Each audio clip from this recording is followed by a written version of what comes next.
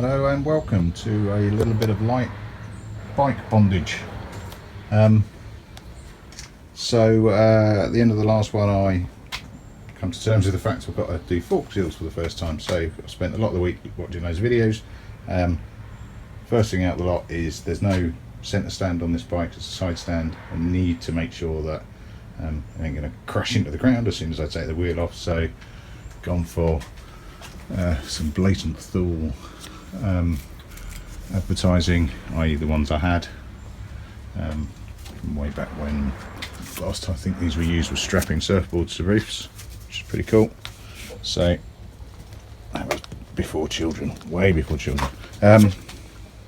So yeah, he's up. I've had to spin him around because I didn't want the nose to the back of the garage because it does get a bit dark. There's only one bulb up there, not great, so a bit of daylight helps.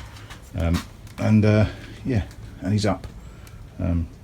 Pretty stable. I'm a bit worried it's going to wave around like a loon, but we shall see. Let's see what I can do about that. What else are we going to do? I was going to do the spark plugs. All the spark plugs, ordered the wrong ones, which is a bit stupid of me. Slightly annoyed with myself. They're in the drawer. They'll be used for something else, I'm sure, at some stage. So I would order some new ones of those today. The fork seal kit hasn't arrived yet. It's down to arrive tomorrow. Pass, don't know. But if nothing else, I can see whether or not I can do it myself. Now I do know that under that screw is nothing. It's just a pincher. I need to take the front wheel off. I know that the bolt that goes up and into the housing itself is the bastard. For one to reach, and for two it tends to freewheel screw unless it's under pressure, so I intend to leave it under pressure to do that, which makes it very awkward because I'm going to be straddling around underneath the bike. But I think it's the best way that I can try and do it myself. Try and release the bolt that is up here. You'll be able to see it once I've got the wheel off. Yeah, release the bolt that's holding in the main pieces here. If I can, I can. If I can't, I can't. If I can't, I'm not entirely sure what I'm going to do, but I'll work it out when I get there. So jobs for today before the kits actually get here is just to get wheel off, get the mudguard off, obviously brake off as well, which in this setup is going to be a little bit tricky, I wish I thought of that before I strung it up. But hey, I just wanted to see if I could do it more than anything else. Yeah, could be an interesting weekend. Could be a video of me swearing a lot and going to a local mechanic, or trying to find a local mechanic that can do a small job for me. Yeah, we'll see. Still love this. Really want to keep it on there. Serves no purpose anymore, but hey. Right, happy days. Other stuff. The Kimco, I normally do these as separate videos, but got the bleeder valve, that's in there, topped it up, it's all sorted, it's ready to go, it's just on charge. I just need to find some time, probably over the weekend, if not next week, to run it up the garage for an MOT, because it is ready to go. Still haven't got the sticker to go on the side there, but it's not stopping me, not holding me back, it's just something that I want to do. Cool. Right, job, get the brake off, get the wheel off, well, brake off, which I have done before, wheel off, which I've never done before, mudguard off, yeah, and I'll check back in periodically through that. Go. Alright, so by way of a quick update, post has been, fork oil, box of good, covered of goodies, seals, all good to go, except for one, and mudguard off. All good to go bar one limiting factor. That is a size 11 Allen key. I have everything up to and including a size 10. So this is to the rescue. Size 11 ordered, delivered tomorrow. So I can't carry on with really annoying, particularly now the seals are here as well, really annoying. What I can do though, bearing in mind mudguard's off, is just use the time to clean it up, which is exactly what I'm going to do. Consider to be less interesting video though, unfortunately. Should pick it up tomorrow. Wrong, should be delivered tomorrow, so the video tomorrow should be better. Failing that, Sundays will be good. Right, so front mudguard off, mudguard off. That's its second coat of cheapy stripper. Not as much fun as it sounds, but it's rubbish, that stuff. It's really slow and crappy, but it kind of works. Just wanted to, the reason I'm filming is that was the bracket for the mudguard, and it was painted black, which is nuts because that is beautiful. Really good chrome under there. That's with the paint stripper on it and a bit of soap and water. There you go, focus.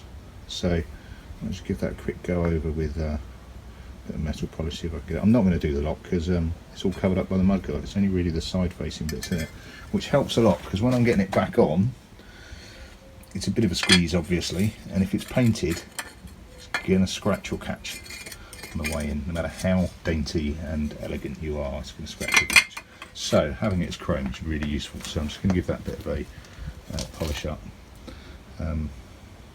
Yeah, while we're waiting for the next bout of the postman with the size 11 Allen key that the missus has justified her Amazon Prime with. Cool. And there we have literally like a couple of minutes worth of auto sol later.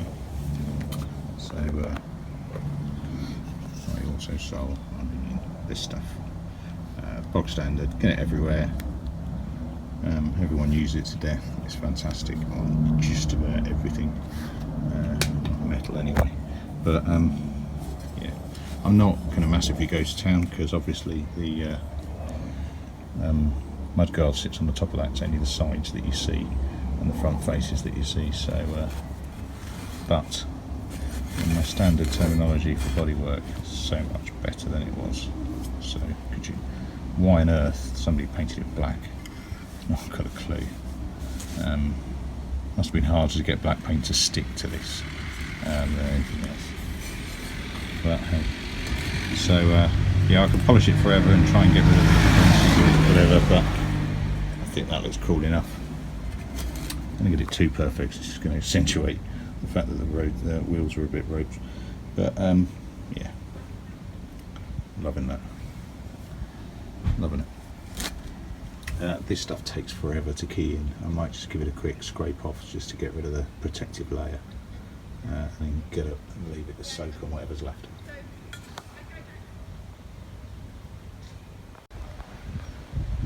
It's a little while later. Actually quite like the look, a bit ratty. Oop. I do like the look, but it's not going to stay that way. Right,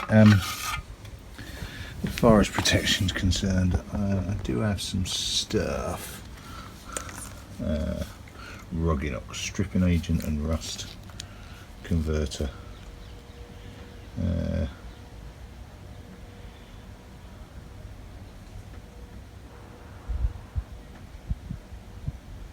12, 24 hours.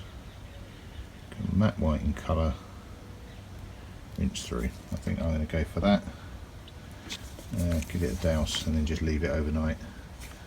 This should at least deactivate the rust and then just keep rubbing away while I'm waiting for my tools. Cool.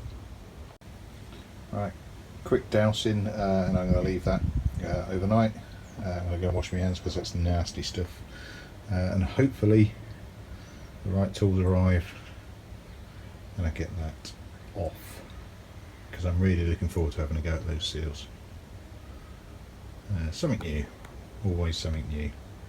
What I do need to do at some stage is get the Kimco MOT'd. I'll see if I can nip out tomorrow and do that. Just see what's going on. Cool. Cheers all, catch you later.